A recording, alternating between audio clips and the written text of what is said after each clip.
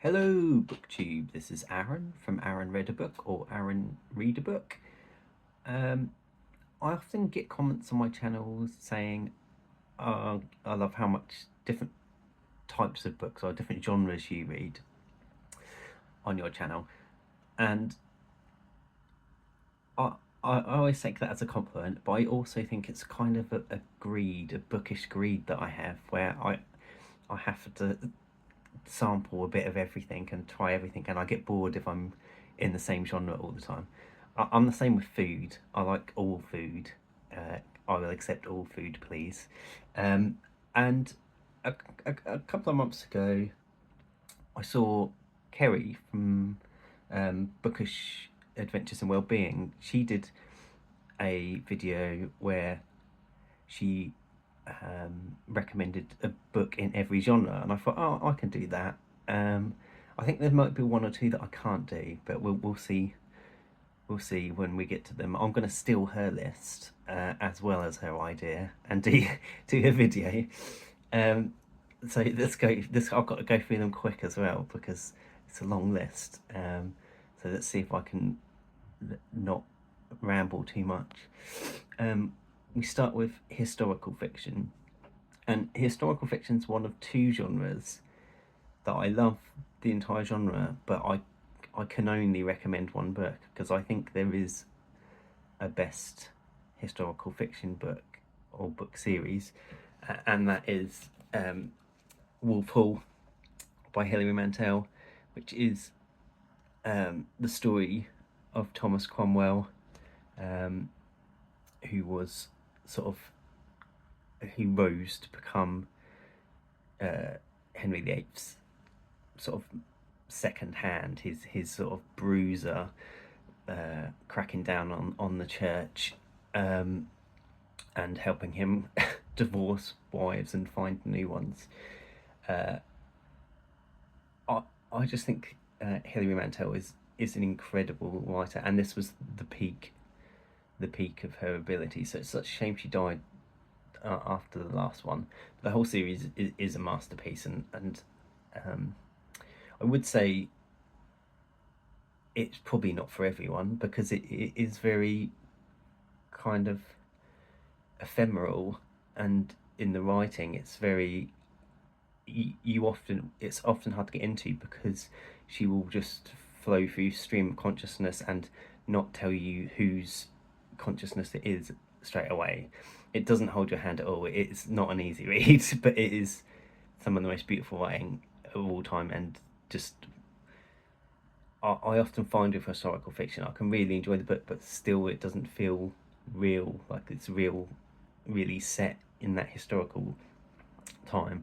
And I just think these books feel so genuine, even though we know probably Cromwell wasn't such a nice man as he is portrayed in these books, but I can't recommend them highly enough.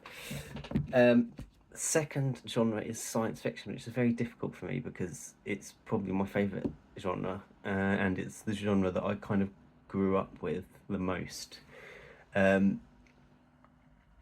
But luckily for me, my favourite author of all time is Ursula K. Le Guin, so I'm gonna just recommend you an Ursula K. Le Guin. She's probably the best science fiction writer of all time as well, and I would argue one of the best fantasy writers as well. But there you go. One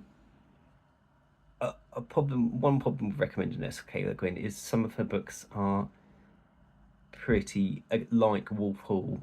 They don't hold your hand. You get her great masterworks throw you straight in the world, and you have to find your own way a little. And she's often making some sort of political or sociological argument in her books. So I will always recommend The Lave of Heaven as your first Ursula Le Guin if you're going from the science fiction side. The Lave of Heaven is about a man who has dreams, and his dreams start becoming reality, and he goes to see a psychiatrist, or it's probably psychologist, I can't remember, and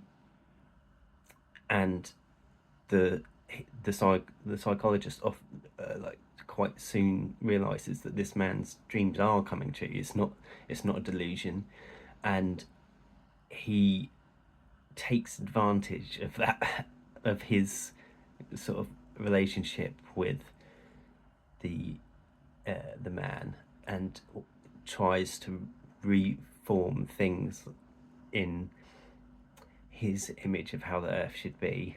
So it's very, there's lots of moral questions in this, but it's quite short, easy Le Guin, and it's easy to read. It's set in the 70s, the 1970s, because this was written before the 1970s, or in the 1970s probably.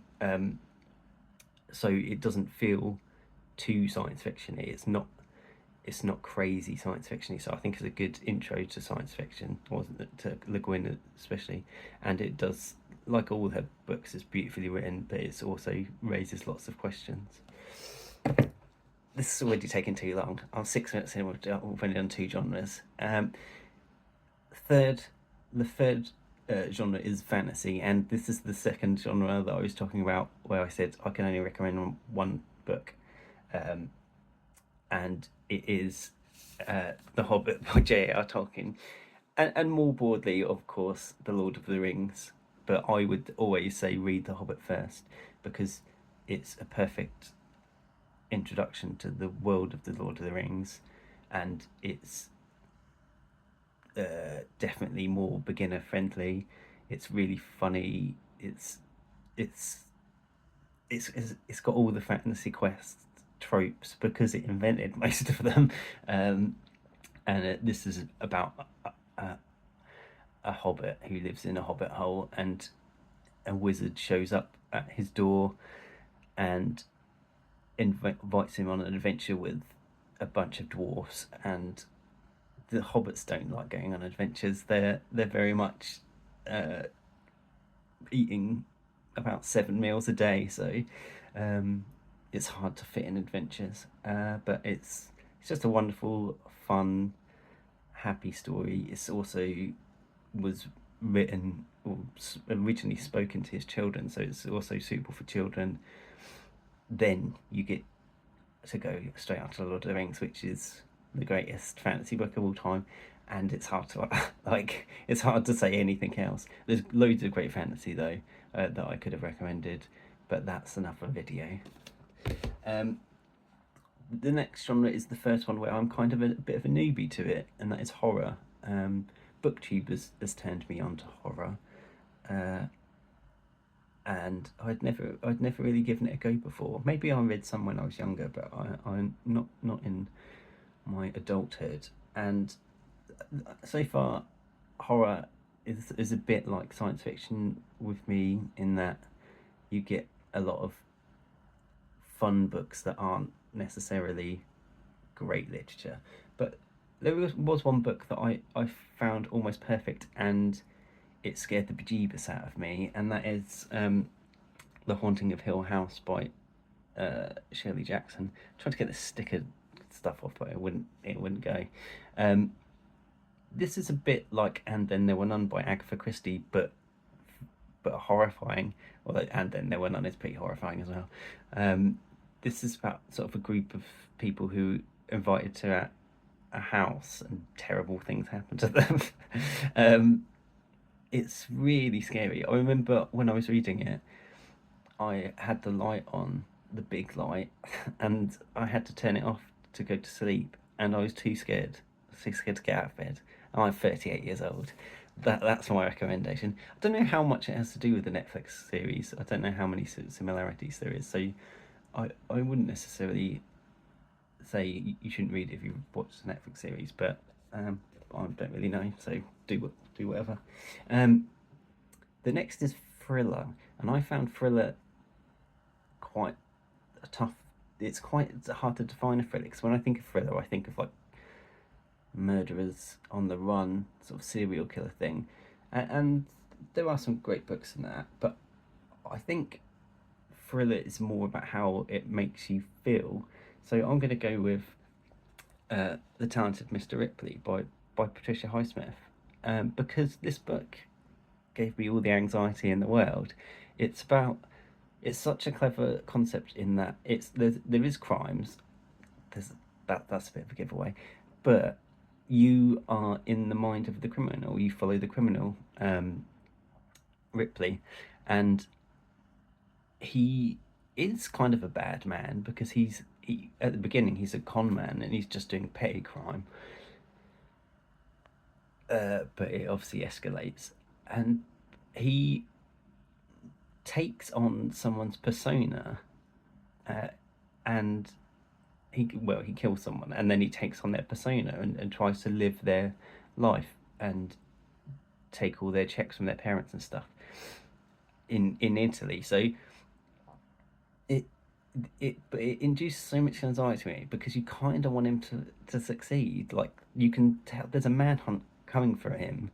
There's people hunting him down and trying to,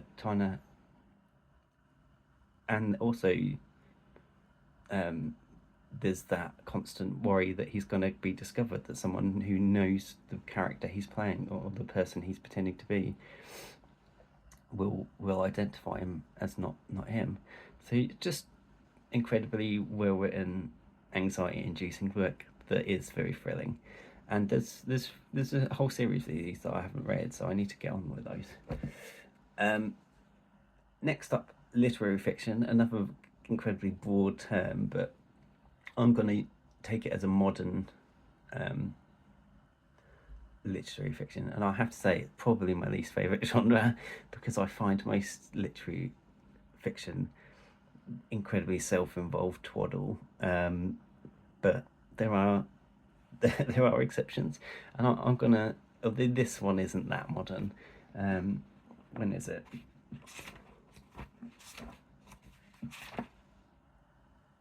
It's 1993, and if you watch my channel, or you know how much I love Elizabeth Jane Howard, and this is The Light Years, which is the first book in her series called The Cazalet Chronicles, or The Cazalet Chronicles, as some people say, but I pronounce it in a sort of Essex way.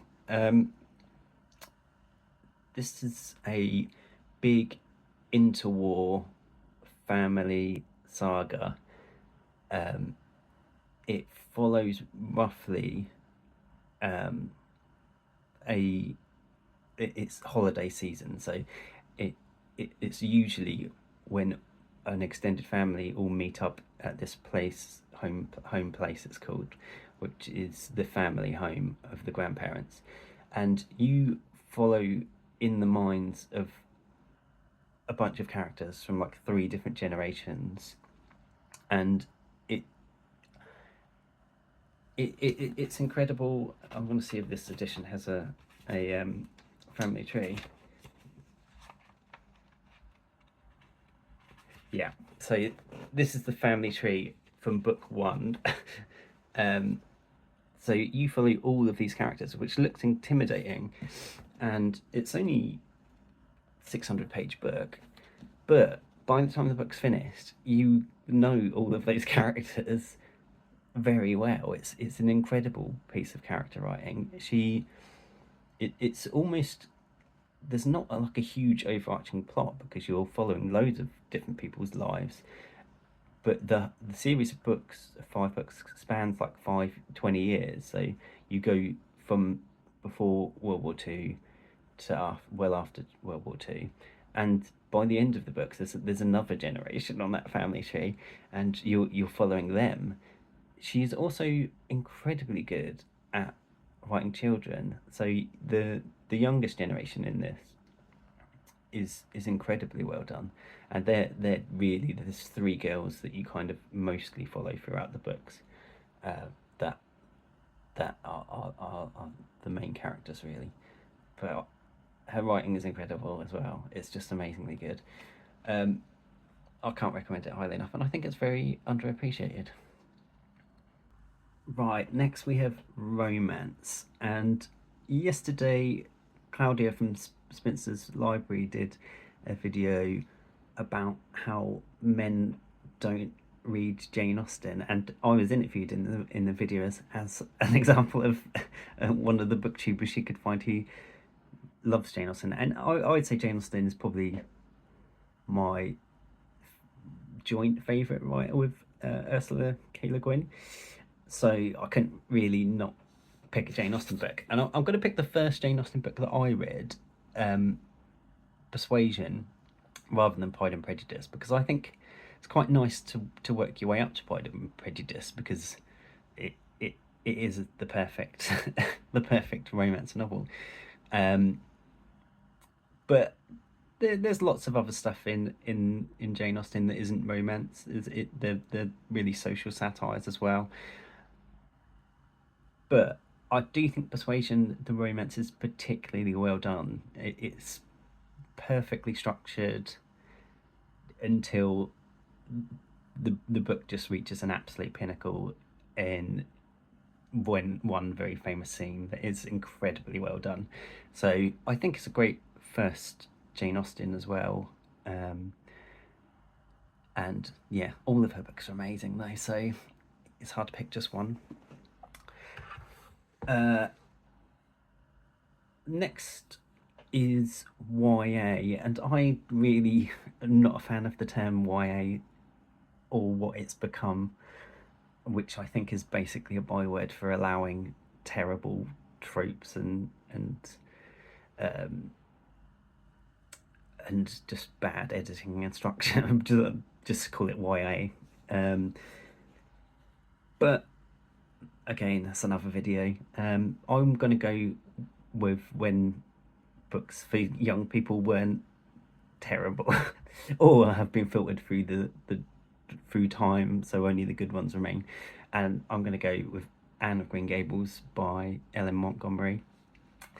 I didn't read Anne of Green Gables when I was a young adult. I read it about 5 years ago or something, and I just think it's extraordinarily good. It's really funny and heartwarming. It's about a couple who don't have any children. They live on Prince Edward Island in Canada, and they're getting a bit old, and they want a young boy to help out on the farm. So they contact the local adoption agency, and they are sent a very precocious girl, a very chatty girl, and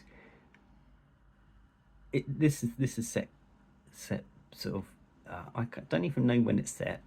Sometime in the 19th century, I believe, but it's before cars and things. And by the time he's got young Anne home, he already knows he's not going to be able to part with her, because she's just very charming. She talks all the time. She's very funny, but she does get herself in an awful lot of trouble.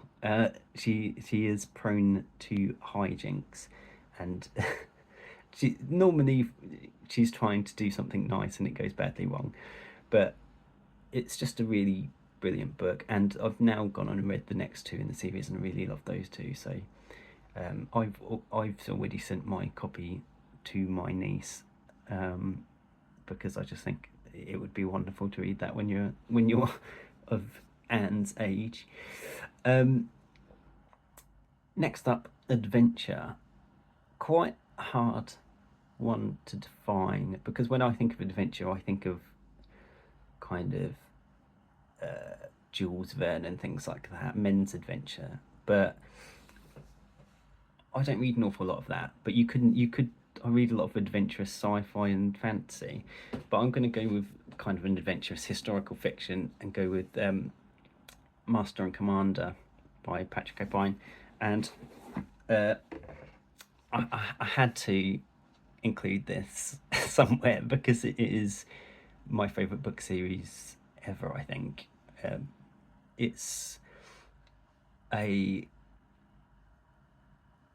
guess you could call it a men's adventure, because it's about two men in the Napoleonic Wars, a doctor and spy, Stephen Maturin, and a captain, Jack Aubrey, who's just been made captain in this first one. Or he's been made master and commander. I don't really know. The ranks are confusing. But he's not sort of... This is quite near the beginning of his career as a captain in any way.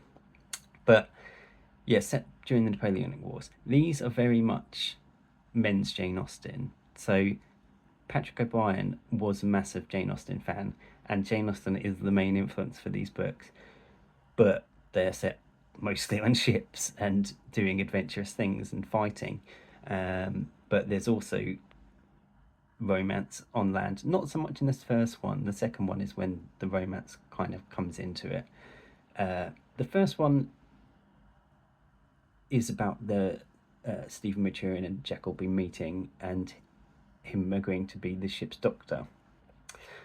And these books are about friendship, really. They're about this incredible friendship that develops between Jack and Stephen, and sort of through their love of music. Stephen's also a naturalist, so there's lots of sort of scientific stuff on here, like finding new species and things.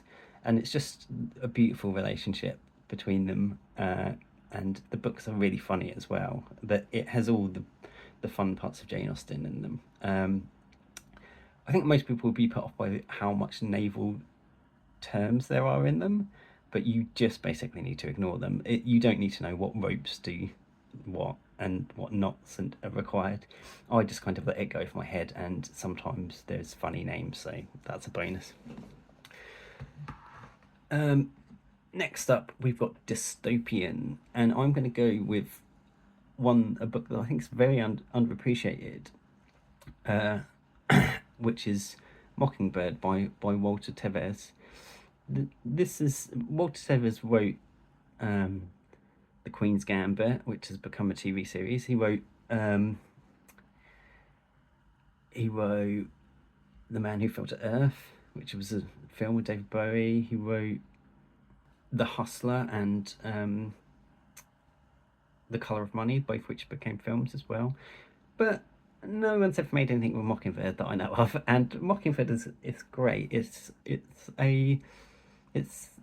set well. It's a dystopian future. It's got lots of stuff about people being drugged or drugging themselves constantly, making themselves stupid, and basically humanity is just a drugged up mess by the time of this book. And it's a very opioid crisis, although this was written in the 70s, I think. And you follow two little storylines: a robot who's basically running the city of New York and is very depressed, and he keeps trying to off himself. And you also follow a man and a woman who discover books and how to read. Basically, all of humanity has forgotten how to read because they're just drugged up watching TV all day, sort of doom scrolling to a massive degree. And it's just a brilliant and beautiful book about the power of reading. And yeah, it's Walter Tevis. It's a bit depressing. Walter Tevis, I think, did die not long after writing it. But yeah, it's brilliant book. Speculative fiction next, which is good because it means I can put another sci-fi in there. Which is speculative fiction just means everything, doesn't it? But I tried to pick one that's when I think speculative fiction, I always think it's not aliens and stuff so much as small changes like Ursula Le Guin. But I'm going to go with Arcadium and Boris Strugatzy's Roadside Picnic, which is there are aliens in this, but they've already left. It's about Earth after an alien visit. So aliens have passed through Earth, only stayed for a short time, and no one saw them or anything. And they've just left stuff scattered around on the ground, basically, like a roadside picnic where you've left sort of bits of rubbish and food.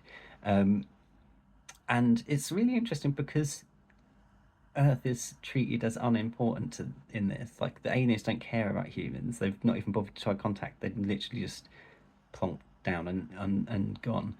And I think that's a great attitude, and I think it feels realistic. This was written during the Soviet Union, so it had a long problems getting it published. But actually, I think this is also a critique of capitalism, because it's set in North America, and there's several places that the aliens have been, but and it shows how different nations treat these zones that have left behind, because strange things happen in these zones, and there are men who in America, there are men who go into the the zones that have left behind by the aliens and risk their lives to get artifacts, and they are called stalkers. And there was a film made of this book called Stalker, in Russia. It is very good. It's brilliant. It's a sort of Russian classic. And I also think Jeff Vandermeer's Annihilation is influenced, if not by this, then at least by Stalker. He insists that it's not, which is just seems strange, but because they're very similar books. But yeah, it's brilliantly written, and these men, you are quite. They're like the lowest part of society, risking their lives to go in and get these artifacts and things. And it's really fascinating. And on the Russian side, they've just boarded it all off. No citizens allowed in, because it's different. But this, in America, there's a whole military industrial complex that has grown up around these zones because of the greed of capitalism, and it's basically left for these poor, unfortunate men who are at the bottom of society to go in and risk their lives to pull stuff out for the greater gain. Brilliant book. Next, we've got children's literature. Don't read a great deal of children's literature, but I used to be one, so we're going to go with the one that I used to read a lot when I was a kid, and I've recently reread it, which is Boy by Roald Dahl, and this is a non-fiction. It's Roald Dahl's story of his childhood, just told in an incredibly humorous way. This could have gone for Memoir as well, but he also wrote Going Solo, which was the follow-up to this about him as a young man. But this is just really funny. It's got wonderful Quentin Blake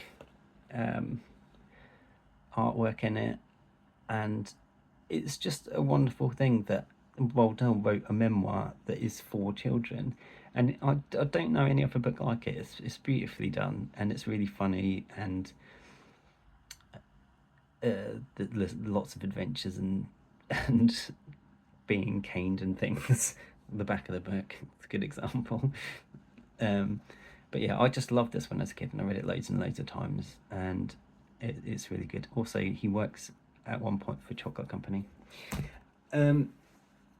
Crime. I'm going crime next. I feel like I have to put Agatha Christie in somewhere, so crime will do.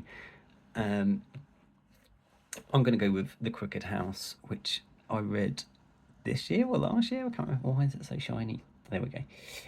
The Crooked House. There's obviously millions of Agatha Christie's that are really good. Not millions, but loads. But I thought I'd go with one of the ones that are lesser known, and it's not Hercule Poirot or Miss Marple. It's the standalone one, and I really think if you've ever watched the film Knives Out, this book I think is the influence for it, because it's about like a rich family who live in a big, odd-looking house, and the patriarch of the family, the person who runs the company and everything that the family own, is injected with I can't remember what it's injected with, something you don't want to inject to yourself with though, and dies. But who's put that poison or whatever in the needle? And yeah, it's just a brilliantly done Agatha Christie. All Agatha Christie is pretty good, but this is one of my favourites. So I have to put her in for crime.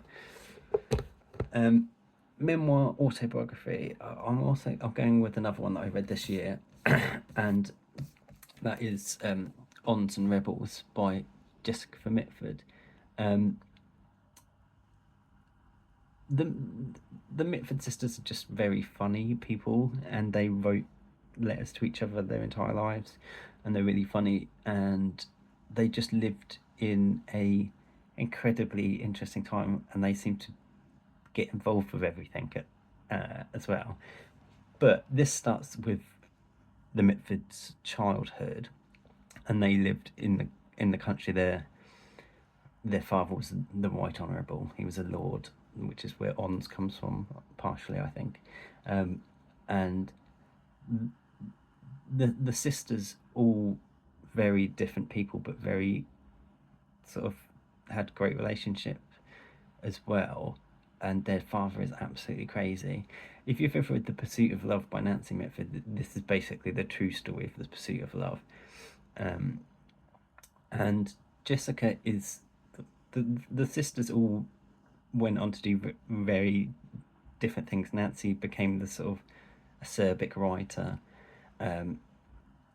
One of them became friends with Hitler, and another one and shot herself at the beginning of World War II because she was so devastated that Germany and her beloved England were going to war. One of them became married to Oswald Mosley, the leader of the British Union of Fascists, so again, questionable political views. One of them became a duchess and raised chickens, and Jessica became a communist, and she went off to fight in the Spanish Civil War. Not really fight, but she went to support the Spanish Civil War, and then she later moved to America and tried to sort of help raise the knowledge about communism there.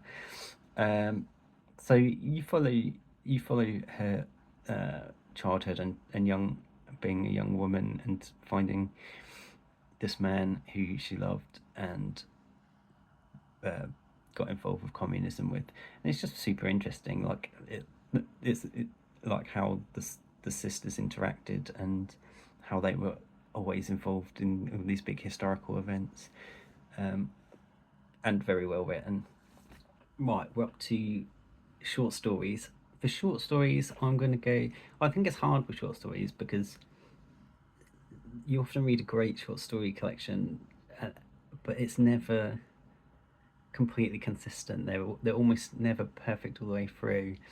And I think the one book I can think of where I've loved every story is Exhalation Stories by Ted Chiang. Ted Chiang's an interesting writer because he's a sort of person who writes as a hobby. He's not a full-time writer. He still maintains his day job, which means that we only get a collection every sort of 10 years or so.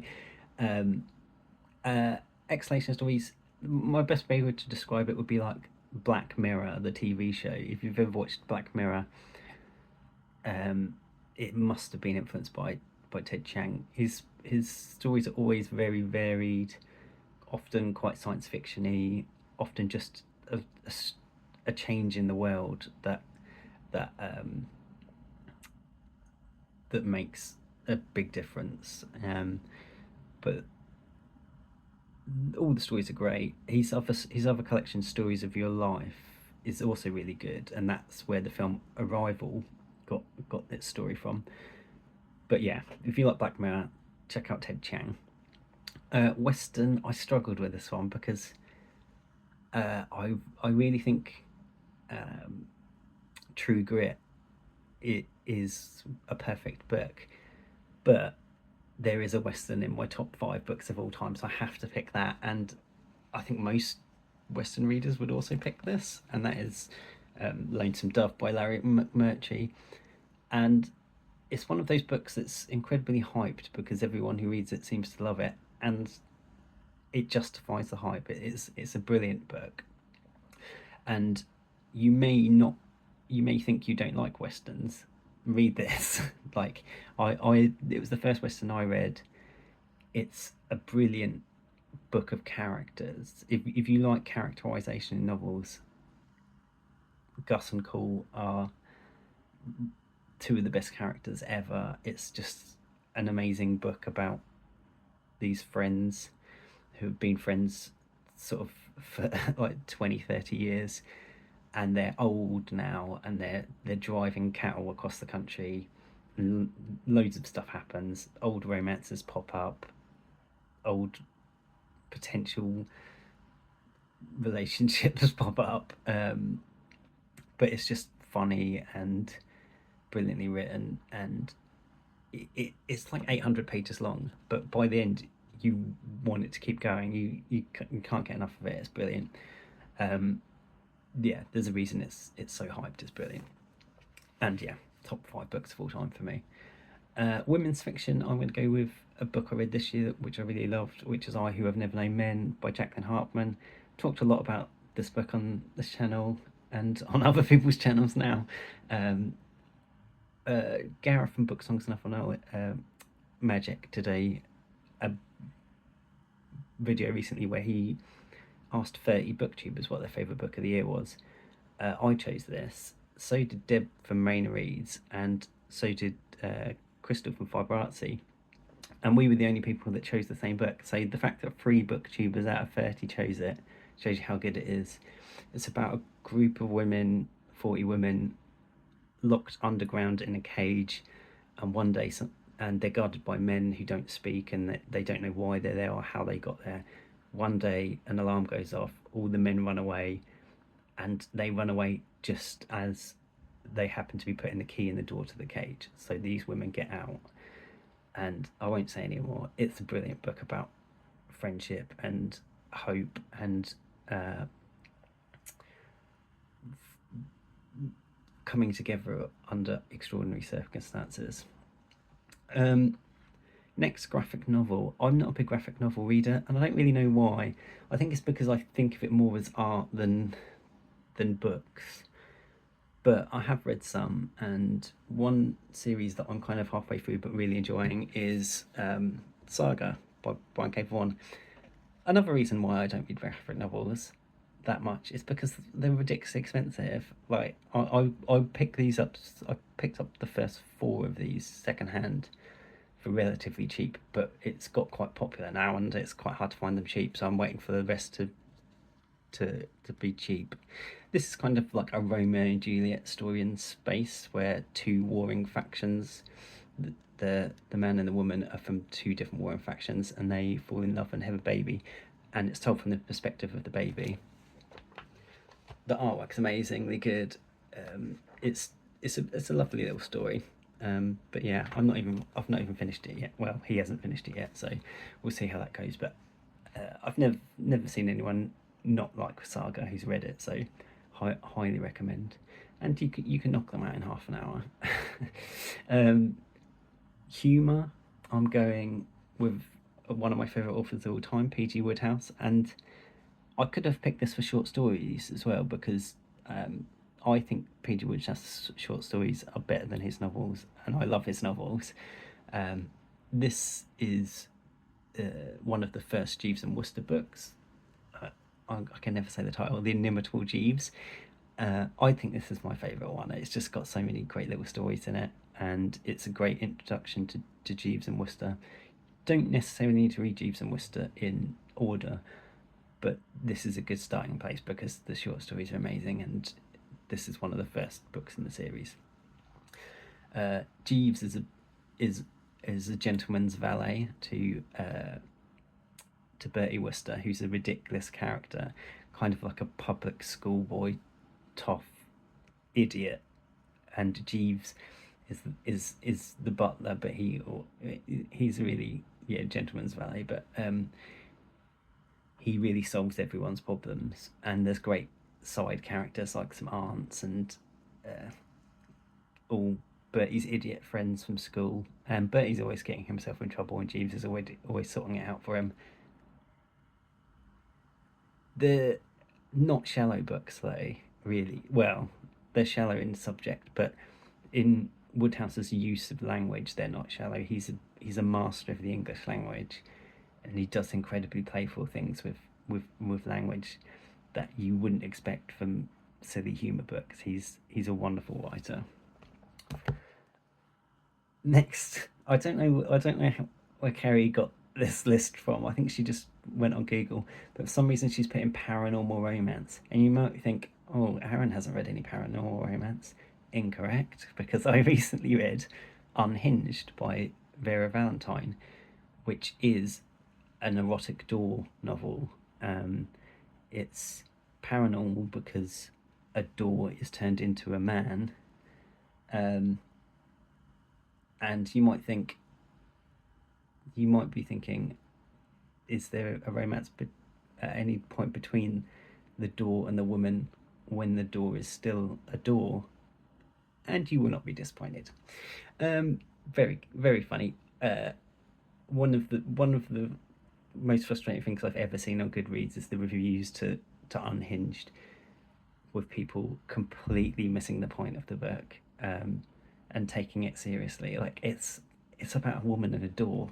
Like it's not meant to be taken seriously.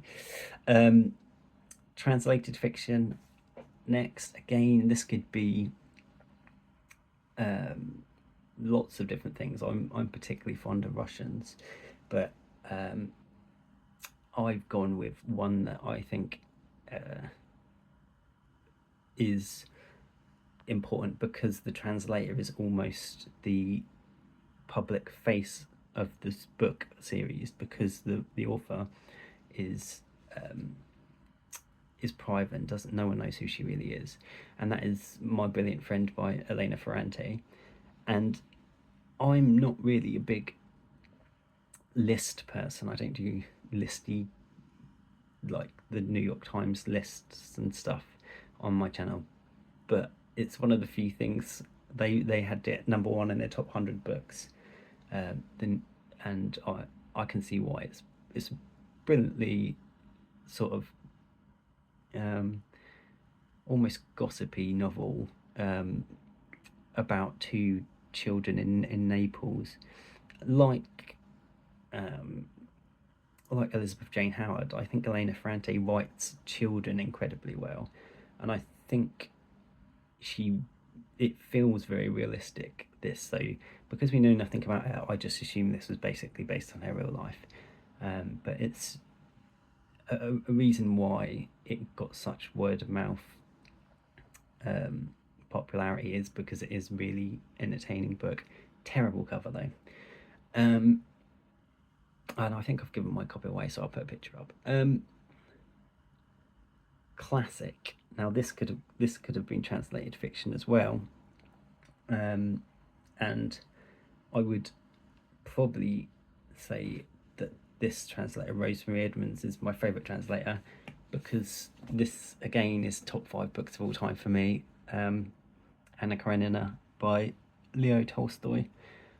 I think this is a classic that everyone should read and not be intimidated by, because Tolstoy is just a joyful writer, and he writes about universal themes, and he's funny as well, and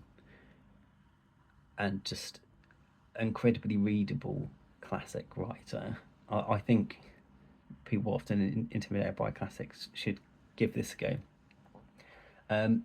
Translation wise, I've only read Edmonds for Tolstoy, but I do have another War and Peace translation now. But Rosemary Edmonds writes, I think, quite poetical.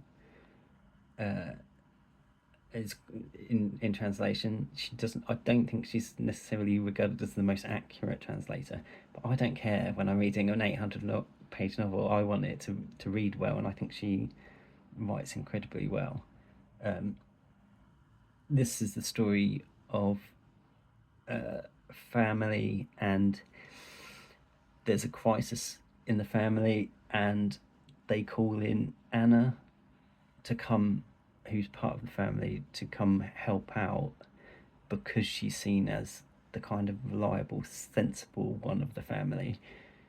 And while she's there, she falls in love with a young man who is a bit of a bounder, a not well regarded person, and it's very out of character for Anna, and she is married to another man. But it's just in a massive world of things happening, and it's a book I would never get bored of rereading. It's beautifully written as well, and yeah, it's in my top 5 books of all time. Poetry. I'm not a good poetry person. I'm too stupid for poetry, I believe. So I do like funny poems, and I'm going to pick a comedian. I actually saw him live like 2 nights ago. I've seen him live many times, and poetry is a big part of his act. You also may know him more from Alan Partridge, because he's in Mid Morning Matters and the later series of Alan Partridge as sidekick Simon. His real name is Tim Key. His poems are normally very short and silly, and you kind of have to read them in his voice. But yeah, then they're not serious. It's not a serious thing. I just really like Tim Key. I think he's really funny, and yeah, I don't know how well he translates beyond England or the UK, but if you're an Alan Partridge and Tim Key fan, let me know in the comments if you're not from England. But yeah, don't take my word on poetry. I know nothing about it. Non-fiction. I'm gonna go again. I studied medieval history and archaeology at sixth form college, which is like 16 to 18 in the UK, and then I did my degree in history. So my non-fiction tends towards history, and I'm going to pick history book, and that is Nicholas and Alexandra by Robert K. Massey. What's it? The Last Tsar and His Family. I think with history, because in England when you do a degree, you don't do, like in America, you don't do other subjects, you just do history all the way through. And I think it really put me off academic history because I was so sick of it after 3 years of that, of people kind of arguing and for the sake of it sometimes, just different perspectives of history. And it got a bit tiresome, so I really like popular history now as to read, and I think Robert K. Massey's a brilliant popular historian, and this is the story of the fall of the Romanovs, and I feel like Massey has a connection with his characters in this, with Nicholas and Alexandra, because part of the reason they fell was Rasputin, the Mad Monk, and Rasputin, the Mad Monk, is called in to their family to help with their son, who has what's it called? That blood disease. I'm thinking haemophilia, but I don't think it is that. But it's the one where when you bleed, when you cut yourself, you can't stop bleeding. And Robert K. Massey's own son has the same disease, so it's a very sympathetic portrait of Nicholas and Alexandria, and they come across as good people. Nicholas was not made to be a Tsar. He was a good man, but the incredibly vast geography of Russia and all the different peoples that lived there are not suited to his rule. And you like the Romanovs, but it's very sad, and it's very sad what happens to them. But you can tell that they're incompetent. They're not. They would have been much happier doing something else. But it's a beautifully written popular history, and an incredibly strange tale of war and mad monks and stuff. It's and obviously the rise of the Bolsheviks. Last genre is another genre that I don't really. This is, well, one of the only ones that I don't like, and that is self-help. And I don't really like self-help because I think mostly it's people helping themselves to vulnerable people's money, and I don't think they're genuine. I think they've just taken pop psychology elements, and they've nicked stuff from every other people and passed it off as their own to to grift people out of money. Generally, I obviously haven't read a lot of the genre, so I'm sure there are genuine people out there who just want to help people. But I'm going to pick one that often I think of, and it's not written as a self-help book, but often when I'm in a situation, I'm a very anti-social person, generally a socially anxious person. So this book I often think about, and that is Yes Man by Danny Wallace. And this is a non-fiction about a kind of experiment Danny Wallace did. He's like me. He was like saying no to all his friends going out doing things. So he did an experiment where he would say yes to everything for a year, I think. And he takes it to the absolute extremes where he's answering phishing emails, yes, and things. But it's a very funny book, but I think at heart it is a kind of self-help book, because I often think, oh, the power of saying yes is quite powerful. You end up, I'm normally anxious to do things, and then when I actually do them, I'm fine, and enjoy myself. So it is sad when you say no and then you miss out on things. And that is really what this book is about. It's like reconnecting with his friends and things by saying yes all the time. And there is a movie of this that is almost completely unrelated to the book. It just takes the premise with Jim Carrey and Zooey Deschanel, which I quite like the movie, but it's not really. If you think the book's going to be like that, it's not. It takes a few little elements out of it. But again, I think the movie has overall a nice philosophy to it. Yeah, so that's all the genres. Go check out Kerry's video as well, because I've obviously stolen this idea from her, but it's a fun thing to do if anyone else wants to do it.